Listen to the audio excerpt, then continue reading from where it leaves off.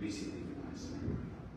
I am thank you, Excellency, about your time and our honor to see you today. It's our honor to see you and to see your team today. Nice to meet you. Okay, recently, with the ASEAN thing that is happening in the country, us as a country hosting the ASEAN 2026 activities, the city of Manila, in our own little way, will participate with some activities going to happen for the ASEAN hosting. And one of those, we have introduced the ASEAN committee is to create halal town. Because we have already, since time immemorial, what you call Chinatown. Chinatown as being the largest in the country in terms of geography and demographics. But it is the oldest Chinatown in the world. I was there on 2 weeks or 1 week. Oh, yeah.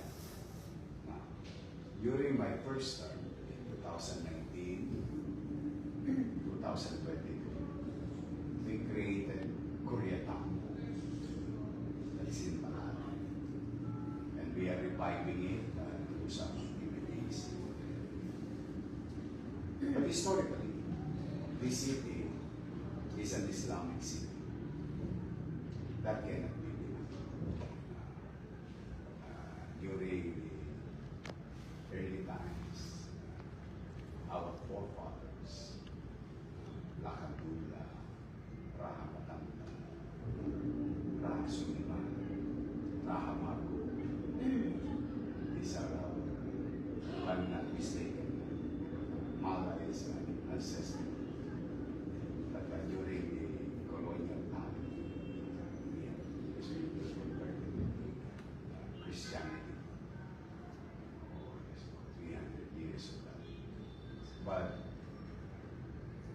the families of our ancestors still continue to live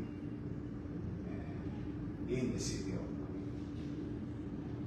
Our Muslim brothers and sisters located initially in Quiapo area. But through the years, progression, time, they are now located in different parts of the city. We have Paseco, we have Port area, we have San Andres, we have San Miguel. Growing up, most of them are Paranaos. Most of them. We have a community, Tausug community in Malate area, most of them. So, your city government opted to create a halal town across the boulevard of the capital. On the premise to introduce the food, halal food to each and every one of us. Well, I eat halal food. Let's doesn't like curry. I like curry. But most of us, so I want to reintroduce it.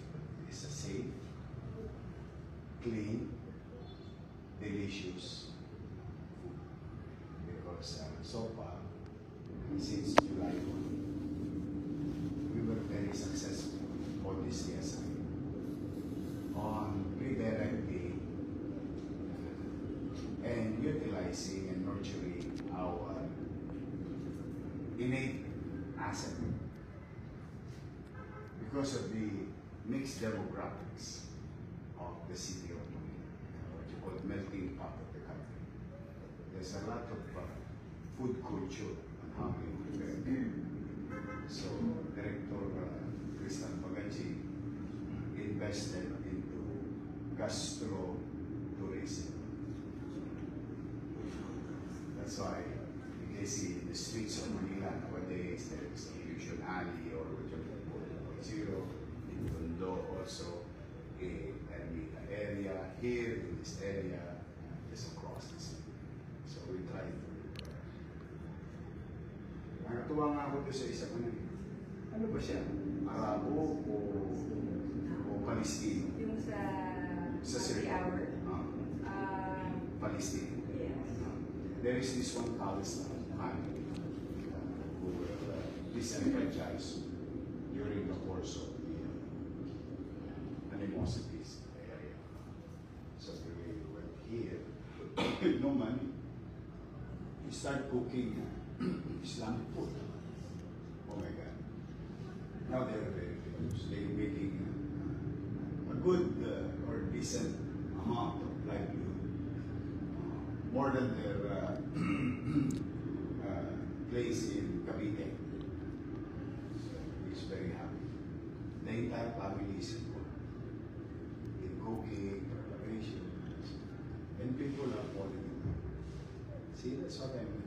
In Manila, there is always an opportunity. So maybe someday, somehow, I will find or maybe want to join with the Malaysian. Sino ba mga interesado sa atin? Those countries, Indonesia, Malaysia, they really wanted. We went there with the Secretary of Tourism also. It's a safe place to work. As long as I'm there, we try to have it safe, not in the past. Moving forward, I always try to make sense. Thank you. To have a logical conversation with them on their own. Actually, when we was living here, as we live in our country, it's very safe.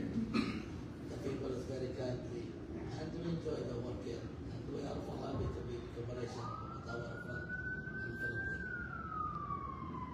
Maganda yung ginawa nilang am I right that about 2 or 3 years ago, you hosted the soccer World Cup? Pusa pare.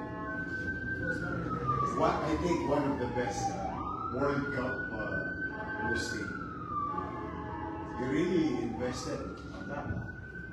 The infrastructure, the stadium, and everything. Galing. Helps us to Bill. build the But congratulations. Although it's been 3 years, but see, it started my memory because it was presented to the world that Qatar can host such demographics, multilingual, multi-religion, athletes being in one place in Qatar. I think that's a message that I got the way I look at it. I may be wrong. It seems that, now we don't just go to Dubai, we don't just go to Abu Dhabi. We can go now to Qatar because it's like an opening of opportunity for us to be a tourist in the area. That was such a long time. And then maybe I want to be very lucky about the relationship between Qatar and Philippines. We hosted the World Cup. After we hosted the World Cup 22, actually we have our honor visiting from Amir to Philippines. Our Amir visited to Philippines last April. April 2023. And we have make a political consultation with our friends in Philippines. So we have a good relation with Philippines. How many Filipinos do we have already as we speak in Qatar? We have 300,000 Wow. increase the number. The number is increasing. Yeah. So the economy is booming because you need to build a lot of things with the 300,000 manpower. Congratulations to you. Thank you. We call it here Sana All. And we're hoping through the leadership of the President and the people in the national national government and we as local government try to align or in sync our action with the national goal. That's the way to do it. That's the way to do it. We have to work with each other. It's fine. May I ask just a side question? Which team you support in the World Cup? I'm not a soccer fan, but I am an observer as a leader on how would I use government resources for my people to benefit from it. So that may goes to maybe infrastructure, maybe on education, maybe on tourism. So in this case, if there's something that you can use regularly at the same money, whatever the cost of that, the ROI was immediate because you can pay it already. So that's the way I do it. And the second one is, Qatar is opening now. Because, Qatar maybe to our OFW, they know it, what is Qatar. But the general population of the world is, okay, you want to go to Middle East, you go to Abu Dhabi, or you go to Dubai, for tourism. You want to work, you go work with Qatar, Kuwait, Saudi, that's how you do it. But with this kind of program of yours, you're trying to opening the door to the world. So most of now senators and governors, they went to Qatar recently. Every month we see like some senators from the countries they go to Qatar. I think that is